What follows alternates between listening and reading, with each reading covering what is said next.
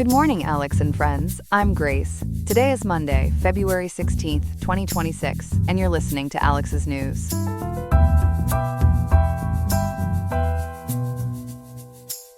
The high in Riverside today will reach 54.7 degrees, with a low dipping to 51.2 degrees, so expect a mild winter day, perfect for layering up and getting outside.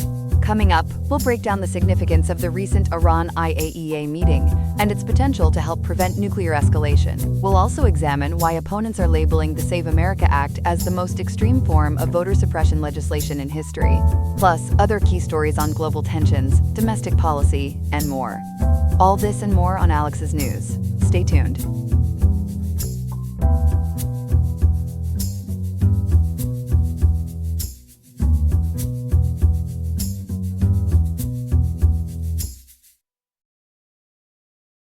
Iran and the United Nations nuclear watchdog are meeting in Geneva today, in what diplomats are calling a make-or-break moment for the nuclear file. Reporter Ethan Morales is following it all from our foreign desk. Ethan, how crucial is this sit-down between Tehran and the IAEA chief? Grace, it is really the technical heart of a much bigger political drama. Iran's foreign minister Abbas Araghchi is meeting Rafael Grossi, who runs the International Atomic Energy Agency, for what both sides describe as a deep technical discussion. It is happening today, February 16th, just hours before a second round of indirect nuclear talks between the United States and Iran is set to start here in Geneva tomorrow. Diplomats tell outlets like Reuters this meeting is a kind of pre-negotiation test. If Araghchi and Grossi cannot sketch out a path on inspections, the broader talks may never get off the ground. So what are they actually arguing about in that room? What does each side say it wants today? Publicly, Araghchi is saying he has come with, quote, real ideas, end quote, for what he calls a fair and equitable deal, but he insists Iran will not, quote, submit before threats, end quote. According to the Associated Press, Tehran now accepts that the IAEA has to play an important role in any new understanding with Washington, especially after last year's war. But Iranian officials are furious that Grossi did not openly condemn the United States and Israel for their June 2025 strikes on Iran's nuclear sites. Strikes Tehran says violated both IAEA safeguards and the Nuclear Non-Proliferation Treaty. That resentment is bleeding directly into today's talks over how and even whether inspectors can return to heavily damaged facilities. You mentioned those strikes last June. Remind us what happened in that 12-day war and why it looms so large over today's meeting. The Washington Post has reconstructed that conflict as a rapid escalation that began on June 13th of last year, when Israel launched Operation Rising Lion against more than 100 targets, including the big enrichment plants at Natanz and Fordow. Iran responded with hundreds of ballistic missiles and roughly 1,000 drones, some of which hit civilian areas in Israel, including Soroka Hospital in Beersheba. About a week in, the United States joined with its own operation, using stealth bombers and massive bunker-buster bombs against deep underground nuclear halls at Fordow and Isfahan. A ceasefire finally took hold on June 24th, but Grossi later said the nuclear landscape in Iran had been radically altered, with much of the physical infrastructure destroyed, even though the scientific know-how obviously survived. And the big unresolved issue from that war is Iran's highly enriched uranium. What does the IAEA believe is missing, and why is that so alarming? Before the bombing, the IAEA reported that Iran had built up roughly 400 to 440 kilograms of uranium, enriched up to 60%, which is just one technical step below weapons grade. According to the agency's own briefings, that was theoretically enough material, if further enriched to about 90%, for fissile cores for perhaps 9 or 10 nuclear weapons. After the strikes, Iran's sharply limited cooperation inspectors were kept away from the most heavily bombed halls, and the IAEA says it has lost continuity of knowledge over what happened to that 60% stockpile. Grossi stresses the agency has no evidence that Iran is actually weaponizing, but without access he cannot rule out that some of that material was moved, buried, or even secretly pushed up to weapons grade. So in Geneva today, what exactly is the IAEA asking for? And how is Iran trying to shape or slow that process? Grossi is pushing for full on-site access to the bombed complexes at Natanz, Fordow, and Isfahan, plus the right to do environmental sampling, those microscopic swabs that can reveal not just the presence of uranium, but its precise enrichment level. Western diplomats tell the BBC that for the IAEA, that is non-negotiable if it is going to sign off on any new deal. Araghchi has countered with a proposal he calls a special inspection framework for attacked facilities, which would formally acknowledge the illegality of last year's strikes and let Iranian teams carry out safety clearances before any inspectors go in.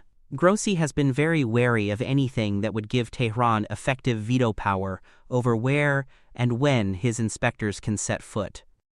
And all of this is happening just hours before those new United States-Iran nuclear talks restart. How are tomorrow's negotiations set up? Tomorrow's talks, which begin February 17th here in Geneva, are indirect. American and Iranian delegations sit in separate rooms, and Omani mediators shuttle messages between them. The Iranian team is led by Araghchi, alongside Deputy Foreign Minister Majid Takhravanchi, and a group of technical experts who know the centrifuge numbers inside out. On the American side, White House envoy Steve Witkoff is in charge, backed by senior advisor Jared Kushner, in a lineup that has raised eyebrows among some traditional arms control hands. Oman's foreign minister, Badr al-Busaidi, who hosted what he called a constructive first round in Muscat on February 6th, is again in the middle trying to keep both sides focused on practical steps rather than political point scoring. When those delegations walk into their separate rooms tomorrow, what are the big sticking points already on the table? The first is enrichment itself. Washington is now pressing for what officials describe as zero uranium enrichment on Iranian soil, which is a much tougher line than the 2015 nuclear deal that allowed limited enrichment under tight monitoring. Tehran rejects that outright, saying enrichment is a sovereign right and explicitly protected under the Non-Proliferation Treaty as long as it is for peaceful purposes. Iranian officials have hinted, according to NPR, that they might be willing to downblend or export part of the 60% stockpile in return for major sanctions relief, but they will not dismantle their centrifuge program, and they bristle at any attempt to add Iran's missiles or support for groups like Hezbollah and Hamas to the agenda. You touched on sanctions there.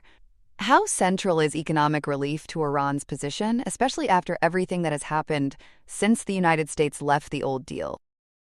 For Tehran, sanctions relief is the core price. Deputy Foreign Minister Takhravanchi has said the talks are purely transactional. Iran is open to compromise on nuclear limits only if it sees concrete, bankable changes in the sanctions architecture, especially on financial channels that have choked its economy. According to the Financial Times, years of whiplash from the United States pulling out of agreements, combined with the trauma of last year's strikes, have made trust in Washington the central political obstacle for Iran's leadership. They want mechanisms that make it harder for a future American administration to walk away again without consequences. Let's go back to inspections for a moment. How does access for the IAEA become a kind of litmus test for any deal that might come out of Geneva? The United States and key European governments are making it clear that major sanctions relief will not come until the IAEA can freely inspect those bombed sites, sample the environment, and track what happened to the 60% material. Iran, in turn, is tying that access to political conditions it wants: formal acknowledgement that the strikes were illegal, stronger security guarantees for its nuclear sites and scientists, and a new inspection protocol that explicitly addresses what it calls war zone conditions and radiation risks. Inside Iran, hardline figures such as cleric and lawmaker Hamid Rasaei are warning that no IAEA personnel should be allowed in, while American forces, in their words, encircle the country and Israel remains unpunished. That domestic pressure makes it perilous for Araghchi to be seen as opening the doors too quickly. Iran keeps invoking safety and radiation at these bombed facilities as a reason for holding back inspectors. Do nuclear experts believe that argument still holds up 8 months later? Right after the June strikes, the IAEA itself acknowledged that there was radioactive and chemical contamination inside key halls, especially from releases of uranium hexafluoride and hydrogen fluoride, which are highly toxic and corrosive. But off-site monitors, the agency says, did not show a significant radiation spike beyond the plant's boundaries, and nuclear engineers interviewed by outlets like Reuters note that enrichment plants are not like reactors. Their main hazards are chemical toxicity and low-level alpha radiation, manageable with the right gear. By early this year, most acute risks from those chemicals should have either dissipated or been stabilized. That is why many analysts, including some at Western think tanks, conclude Iran's emphasis on radiation is at least partly politicized, a way to delay environmental sampling that would show whether any of that 60% stockpile survived, was moved, or was secretly taken up to 90% weapons grade. There is also this spring deadline hanging over everything. What has Grossi said he will do if the IAEA still cannot account for that uranium by then? Grossi has warned publicly that if, by sometime this spring, the agency still has no clear counting of the 60% stockpile and no meaningful access to the key bombed facilities, he may have to formally report Iran in material breach of its safeguards obligations.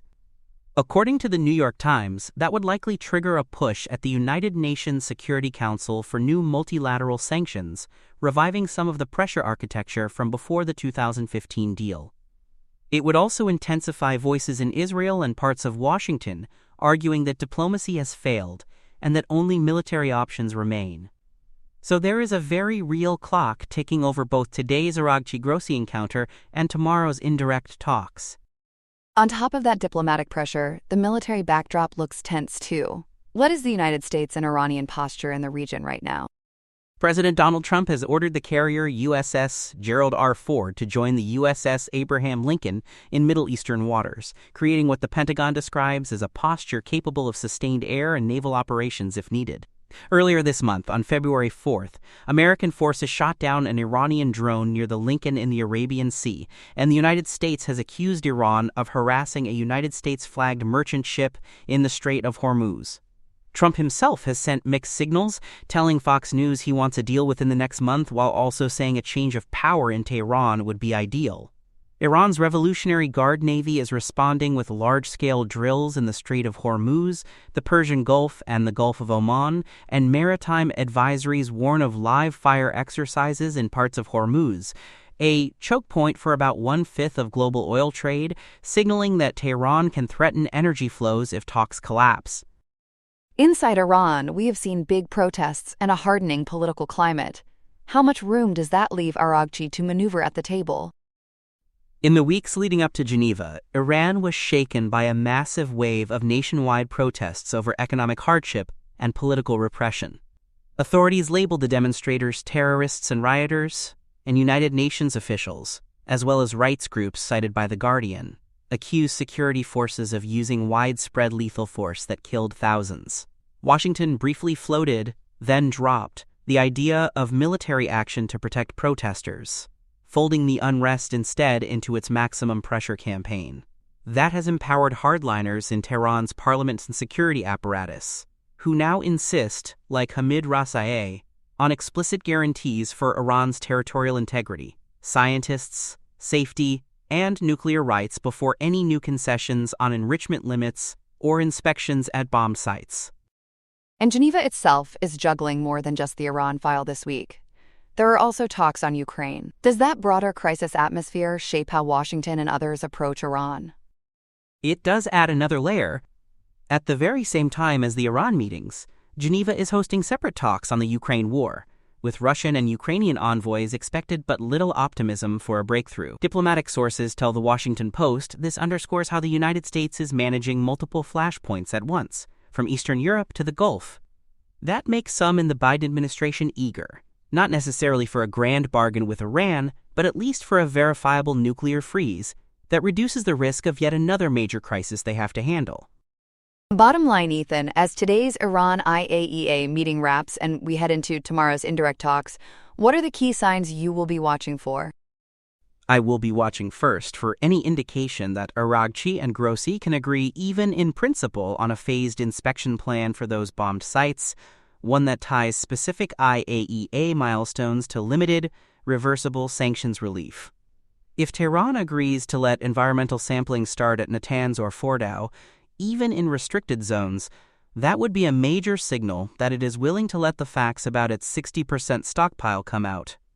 On the other hand, if the meeting ends with only vague language and no concrete access, we are left with unverified enriched uranium somewhere inside or beyond Iran, 2 United States carriers and Iranian warships facing each other near Hormuz, and hardening politics in Tehran, Washington, and Jerusalem. As one European diplomat put it to NPR, quote, "Geneva today is the hinge between an uneasy truce and another war," end quote. A hinge moment indeed. Our foreign affairs reporter Ethan Morales, thanks for walking us through this very complex story. Congress has moved ahead with a voting bill that critics are calling the most extreme in modern history. Chloe, bring us up to speed on what the House just passed. Grace, on February 11th, the House narrowly passed what is now branded the Save America Act, short for Safeguard American Voter Eligibility. The vote was roughly 218 to 213, with almost every Democrat opposed, according to coverage pulled together by Democracy Docket and PBS. Democracy Now! Went even further, calling it, quote, "the worst voter suppression bill ever," end quote, and warning it is part of a larger effort to reshape elections in Donald Trump's favor. When people hear that kind of language, they may wonder what is actually in this bill. What are the biggest changes it would make? At its core, this bill rewrites how Americans register and vote in federal elections. It demands original documentary proof of citizenship just to get on the rolls, imposes a new nationwide photo ID requirement to cast a ballot, and forces states into aggressive monthly voter roll purges tied to Homeland Security databases, as detailed by the Brennan Center and Mother Jones. It would also effectively shut down modern tools like online or mail-in registration and most voter registration drives, undermining the so-called motor voter system created by the National Voter Registration Act of 1993. And it sits alongside an even more sweeping Republican wish list called the MEGA Act, which adds bans on universal mail voting and counting ballots that arrive after Election Day, showing how far some House conservatives want to go. Let's slow that down and start with the proof of citizenship rule. How different would that be from how registration works right now? Today, in most states, you sign a sworn statement that you are a citizen, and you provide basic information that can be checked on the back end. Under the Save America Act, as Democracy Docket and the Brennan Center explain, you would instead have to physically present an original or certified citizenship document, like a passport or birth certificate, to an official before you can be registered for federal elections. A regular driver's license, even a Real ID compliant one, would not be enough by itself, and experts told PBS that requirement would, in practice, end online registration, mail-in forms, and the kind of neighborhood registration drives many groups rely on. Voting rights lawyers argue that guts the whole premise of Motor Voter, which was designed to make signing up as routine as getting a license or visiting a public agency. And then there is that national photo ID mandate at the polls. What would that look like for people showing up to vote? Every voter, in every federal race, would have to show a qualifying photo ID each time they cast a ballot. The twist, highlighted by Ms. Magazine and Forbes, is that student IDs are specifically excluded, even though they are a primary form of identification for many young and first-time voters. Unlike some state laws, this bill does not offer a meaningful fallback, like letting a voter sign an affidavit under penalty of perjury if they do not have ID that day. Groups interviewed by PBS and The Guardian say that combination hits young people, low-income non-drivers, and older adults who have let their licenses lapse especially hard. You mentioned those monthly voter roll purges tied to Homeland Security databases. What exactly would states be required to do, and why are experts so alarmed? States would have to send registration information to a federal system, something akin to the Department of Homeland Security's existing SAE or E-Verify databases, on a monthly basis. They would then be required to flag and potentially remove anyone the system suggests might not be a citizen. The Brennan Center and Democracy Docket point out that those databases were never designed to make real-time judgments about voter eligibility, and are notorious for errors, especially with naturalized citizens whose records are not always updated cleanly. Critics call it the skeleton of a centralized voter surveillance system and warn that mismatches will translate into large numbers of lawful voters quietly dropped from the rolls. The bill also seems to put a lot of pressure on local election workers. How does it change things for the people who actually run elections?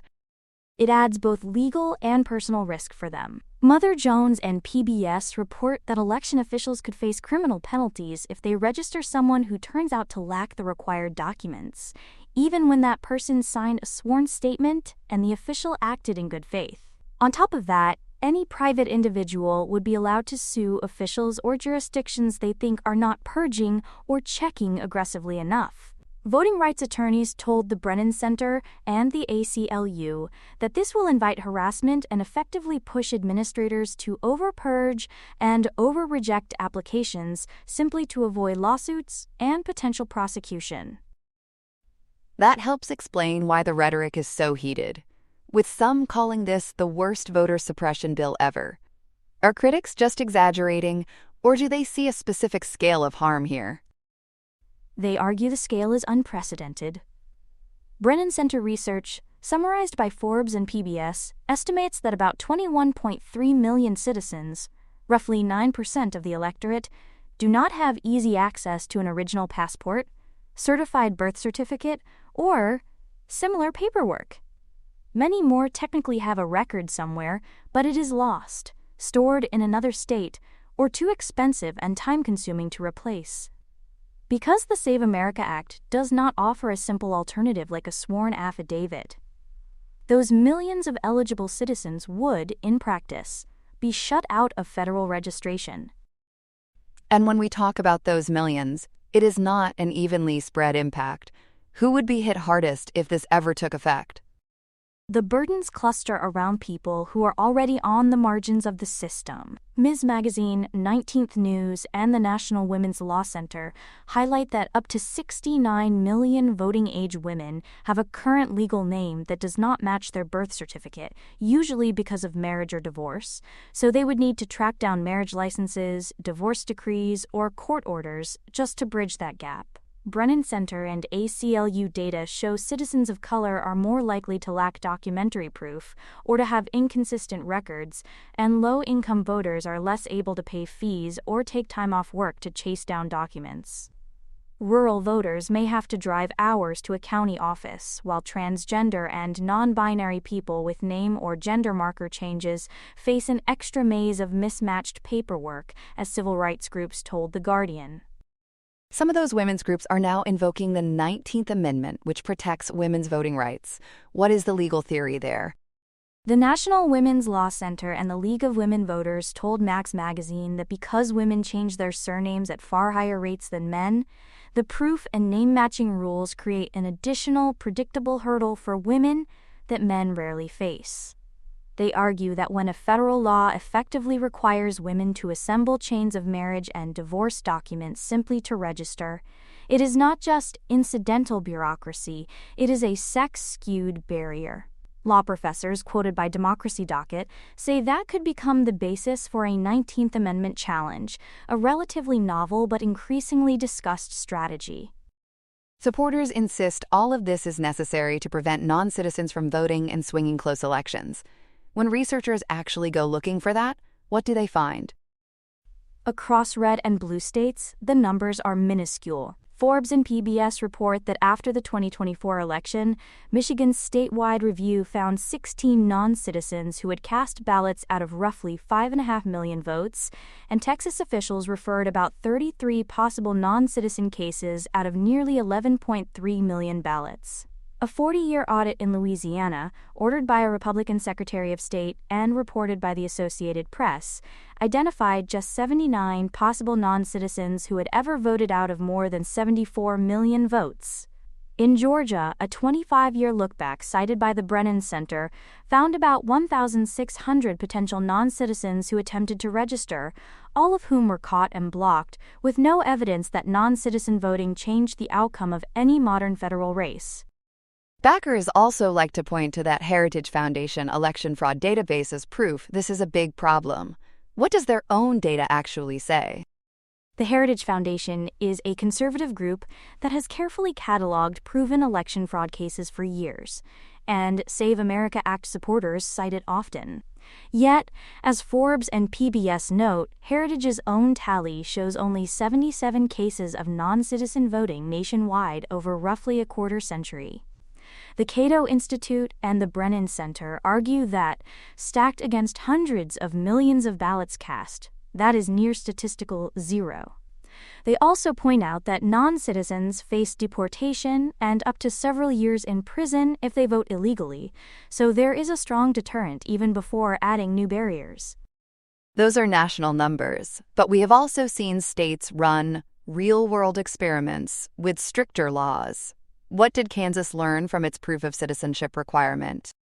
Kansas is really the cautionary tale. Under then-Secretary of State Chris Kobach, the state required documentary proof of citizenship for new registrations, and court records in the case Fish v. Kobach, reported by the ACLU and Associated Press, show that between 2013 and 2016, it blocked or suspended somewhere between about 31,000 and 35,000 registration applications, roughly 12 to 14% of all new signups.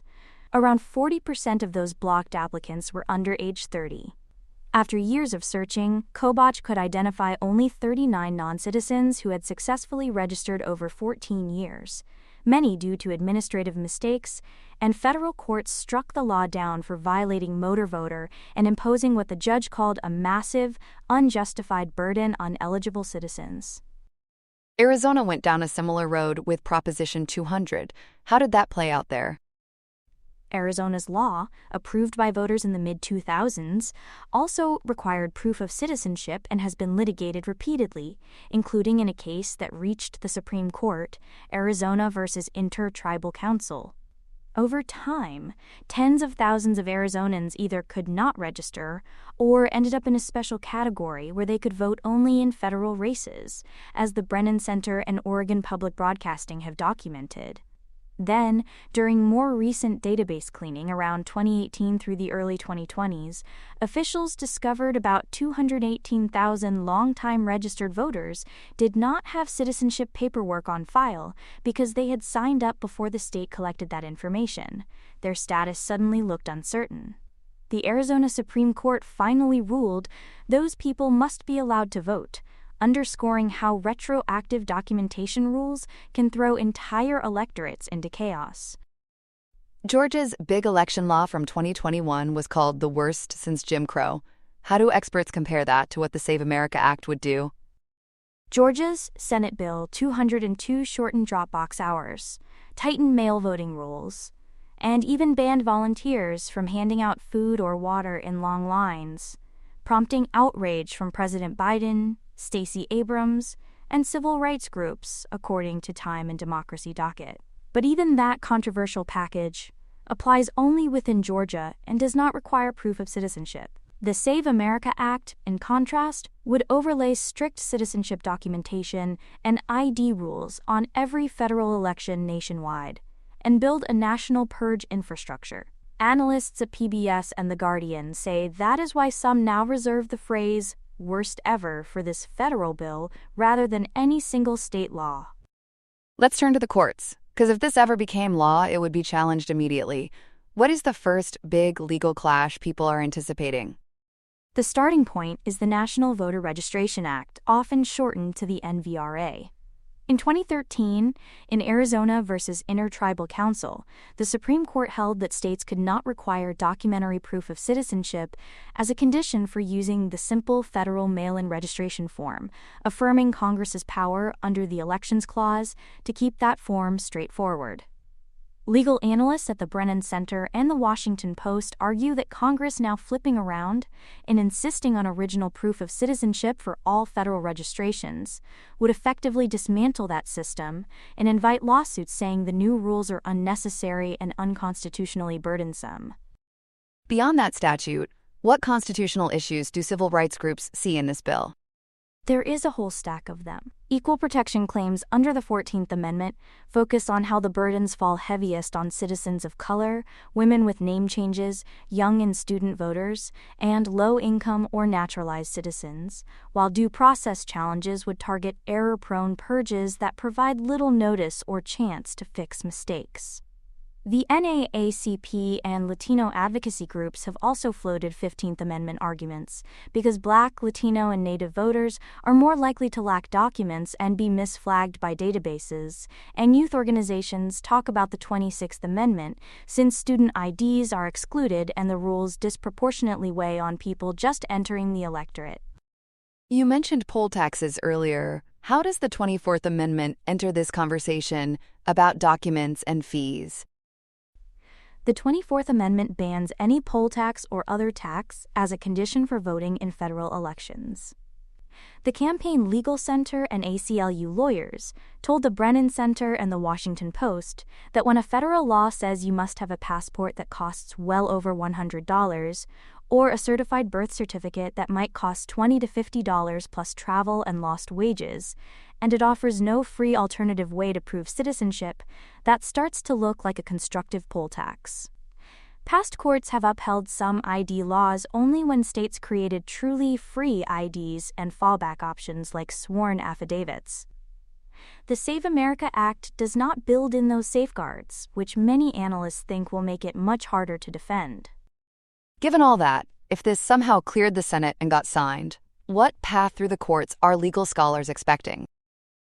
Experts quoted by Democracy Docket, the Brennan Center, and Brookings say lawsuits would be filed the same day, seeking emergency injunctions to stop the law from affecting upcoming elections.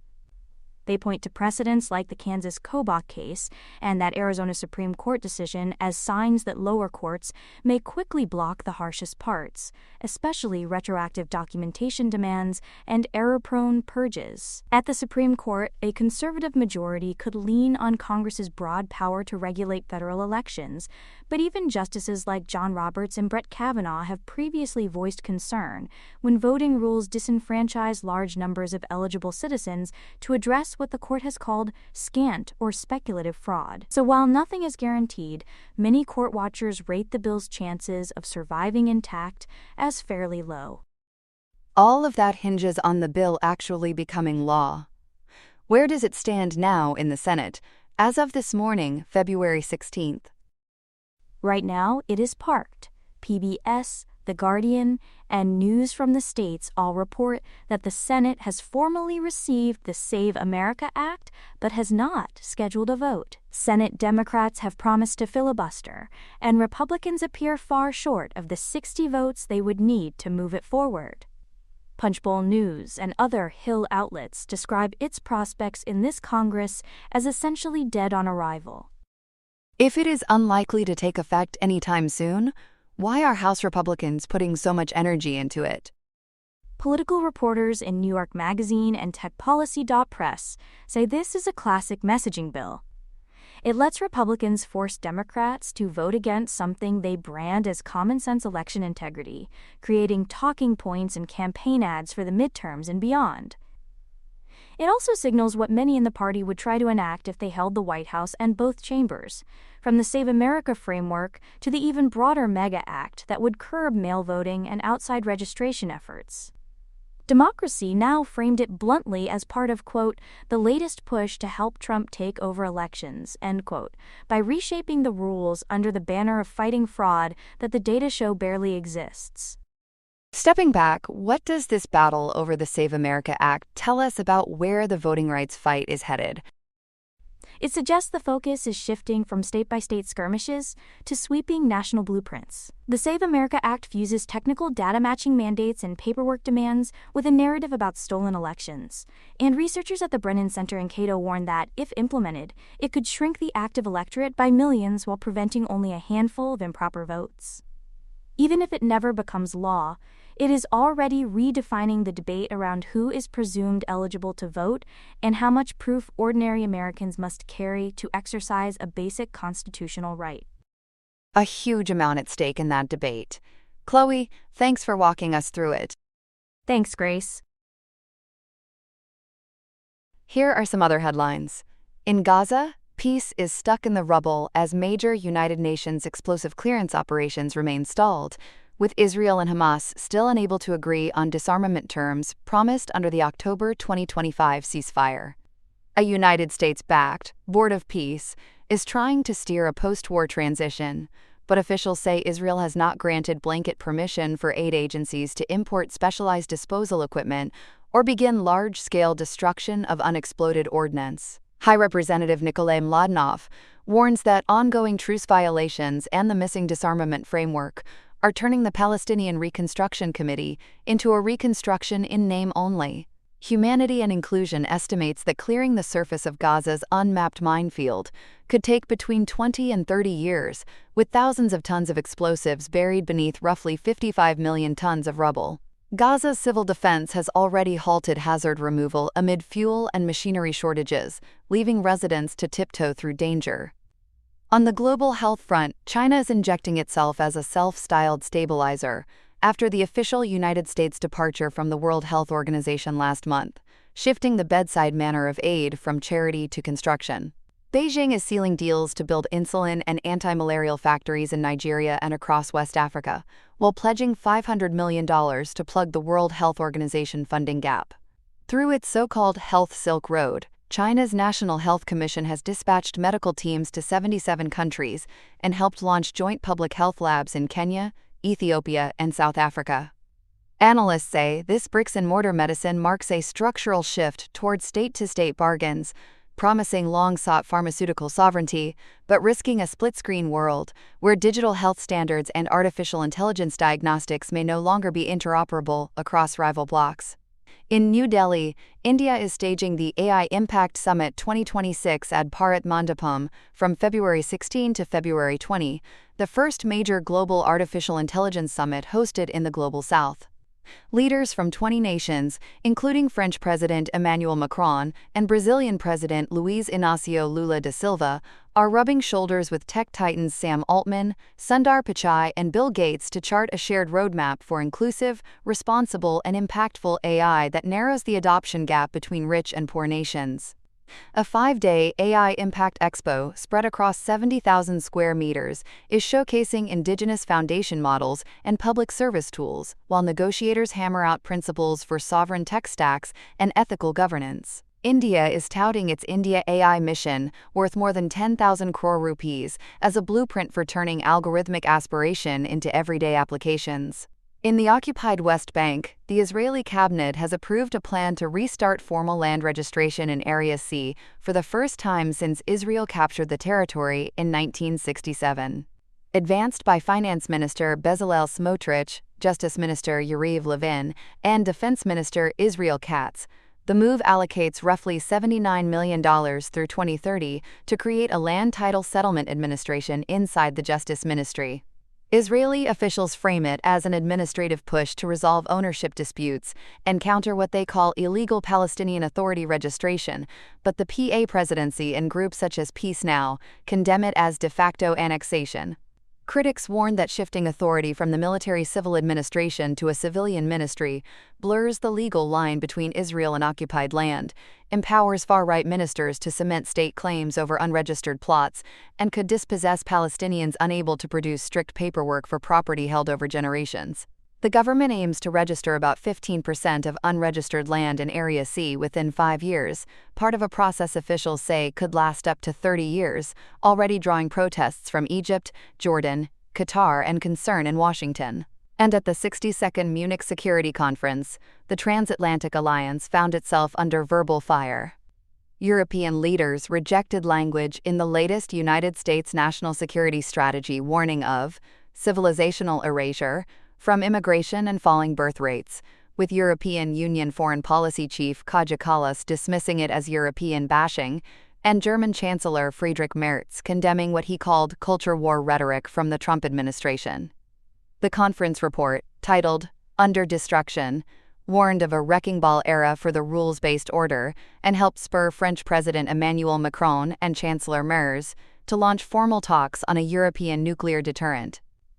Despite a soothing performance by United States Secretary of State Marco Rubio, Many delegates voiced unease that NATO-style solidarity is giving way to a more fragmented, transactional security scene as Europe accelerates plans for strategic autonomy after the Greenland crisis and a wave of American exits from international organizations earlier this year.